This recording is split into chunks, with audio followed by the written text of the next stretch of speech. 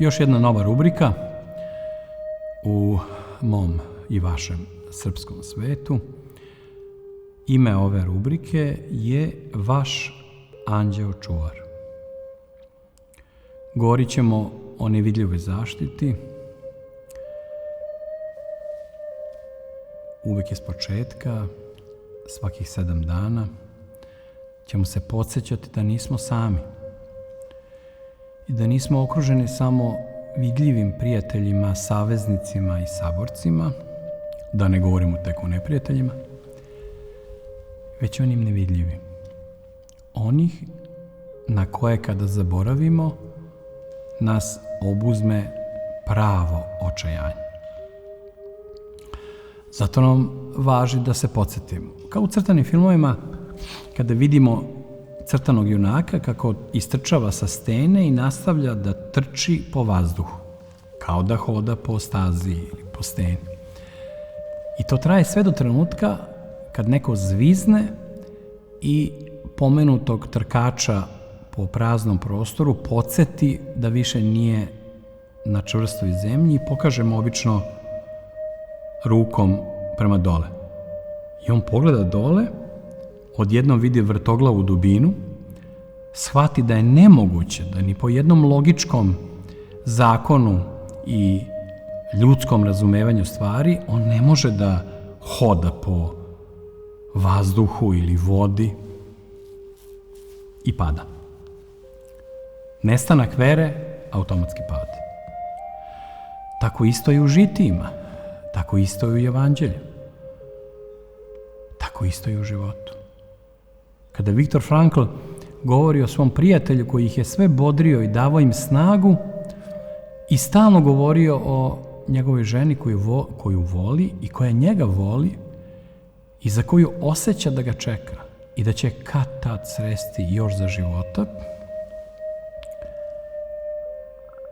Viktor Frankl opisuje kako je taj njegov prijatelj u jednom trenutku izgubio veru u to da ga njegova ljubav čeka. I pomislio je šta ako je ona otišla, ako više nije živa, ako je prestala da misli na njega. Istog trenutka, gubitkom vere, izgubio je zdravlje i duhovno, i duševno, i telesno. I razboleo se. Kao posljedica tog unutrašnjeg pada dolazi i do spoljašnjeg stradanja. Vrlo brzo nakon toga je umro. I Viktor Frankl to nikad nije zaboravio i kada je posle rata stvarao svoju terapiju smislom, tu logoterapiju, uvek mu je kamen temeljac za svaku priču o tome bio taj slučaj, živi slučaj njegovog prijatelja i saputnika sudbinskog iz logora, koji nije stradao tako što je bila lošija hrana od nekog trenutka ili što su logorski čuvari bili stroži i opasni. Ne. Čvrstina našeg istrajavanja, našeg nošenja krsta, ona kad popusti, to je neka vrsta samoubistva. I zato je važno neprestano jačati veru, neprestano molitvom vežbati. To je kao trening. Trening našeg duha, kao što treniramo telo. Trening našeg duha je molitva. Promišljanje našeg života. Sećanje pouka koje su ostavljene iza nas, koji živimo u budućnosti, daleko posle smrti fizičke onih koji nas i dan danas uče. Eto, zbog svega toga, u rubrici Vaš anđeo čuvar ću reći par reči o toj nevidljivoj zaštiti, a onda ćemo redom da pominjemo razne anđele čuvare koji nas mogu da štite. Imamo duhovne savete, pouke i primere. Nešto od toga je direktno izrečeno, očinski, da poslušamo i zauvek zapamtimo. A nešto je nemo izrečeno živim primerom, gde mi onda izvlačimo zaključak u neizgovorenom, ali očitom smislu, koji nas uči kroz tuđe iskustvo ono što, Bogu hvala, ne moramo da iskusimo sopstvenim iskustvom. Možemo da naučimo i bez stradanja. Naravno, ako smo prethodno sastradavajući dobili taj dar zaključivanja, trezvenosti, rasuđivanja. Avram je prinosio svog sina jedinca na žrtvu. Toliko uveren u volju Božju, da je to nešto iznad našeg procenjivanja šta je dobro, šta je zlo. Šta treba raditi, šta ne treba raditi. Šta je etički, šta je neetički. On se pouzdao kao suncokret u Gospoda. I ako treba da se prinese nešto najvrednije na žrtvu, a u stvari to je ta duboka unutrašnja metafora duše, mi svoje spasenje, svoju dušu prilažemo na oltar naše vere u Boga. To je priča o Avramu i sinu. To nije samo biografska priča iz istorije jednog od plemena Izrailja. To je priča, svako od nas je Avram, ako ima snagu, da žrtvujući nešto spasi to što pristane da žrtvuje. I zato dobije blagoslov da ne mora da žrtvuje. To je delovanje promisli. Direktna intervencija Boga i njegovih glasnika. Čudo i neverovatna, danas nažalost teško prepoznata važnost čuda. Zato je i napravljena savremena tehnologija sa svim tim mehaničkim, lažnim čudima. Jer kad se mi ne čudimo tako što metalni avion težak tone i tone leti kroz vazduh. Ili pritisnemo rukom i upali se svetlo. Znači sve to što liči na mađioničarski trik nas učini neosetljivim na čudo. Pa to se podrazumeva. Sedneš u auto, pritisneš dugme ili ubaciš ključ i on kreće. Ovakva uzbrdica, on vas uspinje na tu uzbrdicu. Skačete iz aviona i pritisnete neku polugu i odjednom se razvije padobran i dovede vas do cilja. Znači, ta ideja tehnološkog čuda ukida onu raniju, neverovatnu osetljivost čoveka na čudo. Čuda ima i sada i nekada, ali nekada je svako čudo prepoznavano. Pa je kod jednih to čudo je rađalo i jačalo veru u Boga, kod drugih je rađalo i jačalo mržnju prema Bogu. Niko nije bio ravnodušan prema Bogu. Ateisti nisu postojali. Do 18. veka nisu postojali ateisti. Imali ste sataniste, imali ste đavoimane, imali ste jeretike svih vrsta, kao što ste imali i vernike. Ali ateisti nisu postojali. Imali ste ljudi koji veruju u Boga, slede ga, nadaju se, pokušavaju kroz njega da nađu spasenje i put ka večnosti, i oni koji mrze Boga i koji život posvećuju poništavanju Boga. I rečenica da Bog ne postoji je u stvari rečenica čoveka koji ubija Boga. Tako da ga Niče govori o ubistvu Boga. On govori o istoriji nasrtaja na Boga, a ne o tome da Bog ne postoji. Prazno nebo je u stvari nebo iz koga je isteran, ubijen, ukinut, poreknut Bog. Nema ravnodušnosti. To nastaje tek u skorija vremena. Kao što tehnološka čuda sa svojim prividom onih čuda koje su vezane za nesagoriju kupinu, za bezgrešno začeće, za Hristovo hodanje po talasima, za vaskrsavanje mrtvih. Ta čuda odjednom počinju da bivaju pod inflacijom. Stvaraju se falsifikati čuda. Pa onda Frankenstein pokušava da dobije veštački ono što je Gospod proživeo. Pa to lažno vaskrsenje mrtvaca treba da u stvari odglumi kontru vaskrsenju Hrista. I sve tako redom. Pa do skijanja na vodi. Dakle, nevidljiva zaštita, ona je uvek uz nas. Gospod je uz nas uvek, a posebno je prisutan, koncentrisan i spreman onda kada stradamo. Uz to svojim krštenjem mi dobijamo, neki kažu i rođenje, ali krštenjem sigurno dobijamo anđela čuvara. I on se bavi i bakće našom sudbinom od početka do kraja.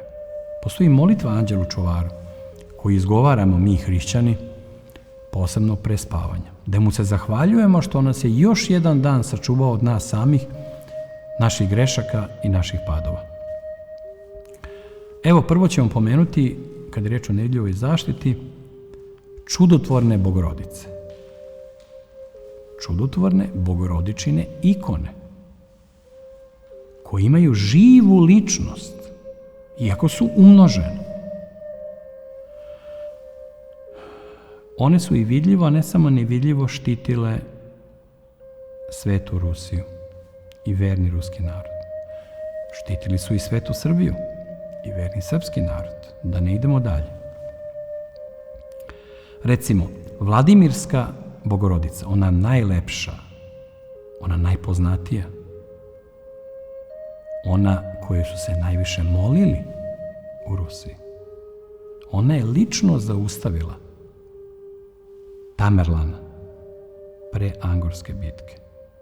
Zaustavila ga je u trenutku kad je sa vojskom išao da osvoji i uništi Rusiju. On ju je video u snu kako ona pred nebeskim vojskama u slavi ide ka njemu. I mudraci su mu objasnili, njegovi šamani, magovi, da treba da se povuče i da ne ulazi u bitku sa Bogorodicom, nebeskom vojvotkinjom. I on se povukao. To je realna, istorijska, konkretna posledica nečega, čemu svedočimo toliko puta.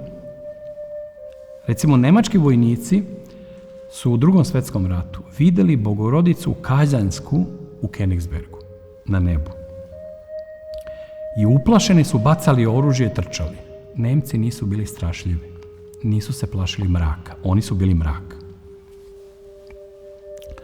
Bežali su i svedočili su, pisali su o tome da se na nebu pojavila Bogorodica Kazanska, koju prepoznaju sa te ikone čuvene. I ona ih je rastarala. Bogorodica Kazanska, koja je bila najprisutnija u Drugom svetskom ratu nad Rusijom, ona je direktno spasila Moskvu, Staljingrad i Leningrad u modernoj istoriji. Naime, pojavljuje se ta neobična ličnost o kojoj je teško govoriti, jer u vremenima ismevanja svega onog što nije istorijski, logički, ateistički, sekularno potvrđeno, se o mnogim stvarima ne može govoriti ili je teško govoriti, ili morate kroz 1000 proteza da pokušate da nađete trunku poverenja gledaočevog da biste rekli nešto, kao što je ovo. U Drugom svetskom ratu pojavljuje se starac Ilija sa libanskih planina, koji se molio i poslao telegram Staljinu da mora da se nosi čudotvorna ikona Bogorodice Kazanske da bi se zaštitila otadžbina. Kao babuška otadžbina, u njoj Sovjetski savez, u njemu Rusija, u Rusiji Sveta Rusija. I Staljin ga je poslušao. Staljin, najveći bogoborac, ravan Dioklecijanu, Neronu, Kaliguli. On ga je poslušao. On je vratio patrijarha ruskog, uspostavio rad ruskih manastira, počeo da govori o svetim ruskim ratnicima, počeo da koristi reč otadžbina.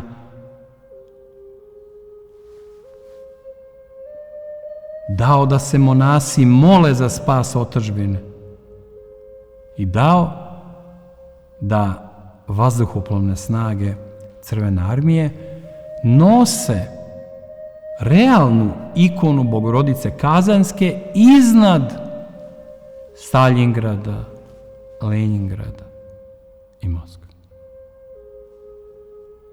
I ona je spasila te opsađene gradove. Bogorodica, pred kojom je klekao Josif Visarionovič Staljin, generalisimus,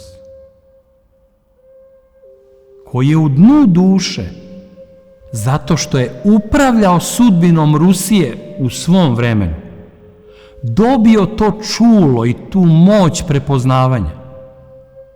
Znači, na najneočekivanijem mestu se rodila poslušnost Duhu Svetom.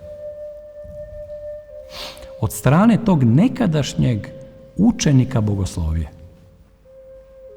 koji je verovao u Boga i svoju veru u Boga zamenio mržnjom prema Bogu, ali nikada nije poricao njegovo postojanje u njegovom ličnom životu, a majka mu je umrla kao pravoslavna vernica. To je taj sudar čuda sa nužnošću. Nužnost puca kao lanac pred silom čudotvornog isceljenja, ozdravljenja, oslobođenja. Postoji pokrov Bogorodice kao zaštite. Ona je pokrovitelj našeg belog grada, našeg Beograda, pošto ga je Bogorodici posvetio naš sveti despot Stefan Lazarević. Ona je zaštita i carica Rusije, jer kada je 1918. godine abdicirao Nikolaj II. Zajedno sa svojim sinom, prestolonasljednikom Aleksejem i njegov Nikolajev brat Mihajlo, istoga dana, tog dana je jedna pravoslavna Ruskinja naišla na ikonu Bogorodice Državnaje. To je Bogorodica koja u ruci, to jest u rukama, drži oznake carske moći. I Rusija nije prestala da bude monarhija. Ona je nastavila da bude nevidljiva monarhija, a carica Rusije i njena zaštitnica postala je Bogorodica, koja je svedočila mučeništvo onih viteških junaka koji su svojim stradanjem, svojom krvlju, svojom hrabrošću zaslužili da se ruski narod iskupi zbog svog spaljivanja ikona, rušenja crkava, lomljenja zvona i ubistva carske porodice.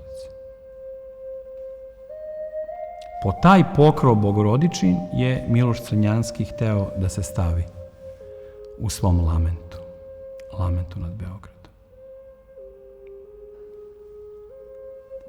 Mnogi koji danas vladaju kulturom Beograda, koji sebe smatraju najelitnijim beogradskim intelektualcima i umetnicima, oni traže da mi koji smo nacionalno i hrišćanski pravoslavno orijentisani napustimo ovaj grad, da ih oslobodimo naše brige i našeg tumačenja istorije i duše i bića ovoga grada. Oni bi nas da isele, a trebali bi da se isele, ako već govorimo njihovim rečnikom, iz Beograda, svi koji ne veruju da je Bogorodica njegova zaštita. Još od despota Stefana, pa zauvek. Ali njih niko ne tera, mi njih ne teramo. Oni žive svoj život, mi živimo svoj život. Mi živimo svoju veru, oni žive svoje neverje. Ali oni nas teraju iz našeg grada. Nas koji smo duhovni i civilizacijski starosedeoci. Ovog grada, ove zemlje i čitave naše otadžbine. Grad koji je označen da liči na nebeski Jerusalim, kako piše Konstantin filozof, pisac žitija našeg despota Stefana. Ili kako svedoči beogradski rabin Isak Asijel, moj drug iz rane mladosti, zajedničke, njegove i moje, koji je u intervjuu datom za Lepu Srbiju, časopis koji sam ja uređivao, datom meni, govorio koliko ga Beograd podsjeća na Jerusalim.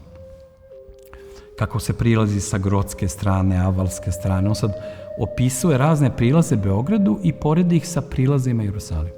On govori o zemaljskom Jerusalimu i sličnosti zemaljskog Jerusalima Beogradu, a istovremeno imamo i te opise srednjovekovne koji podsjećaju da Beograd podsjeća i na nebeski Jerusalim, kao njegovo zemaljsko predgrađe. Da, Beograd je sveti. Sveti. Jeste Beograd svet i mnogo šta je svet, ali retko šta je sveto. Sveto. Beograd je sveti. To nemoj nikada zaboravimo. To je Feniks, večno vaskrsni grad, toliko puta rušen kao retko koji je u istoriji, ali koji je opstao uprko svim razaranjima, podizao se kao bogorodičin grad i simbol vaskrsenja. Sa sve hramom Svetog Save u našem vremenu kao pečatom na ukazu o Beogradu kao bogorodičinom gradu. Naš anđeo čuvar, Bogorodica, angeli, svetitelji, sveti srpski ratnici, miropomazani vladari, naša moćna, nevidljivo uvek zaštićena otadžbina.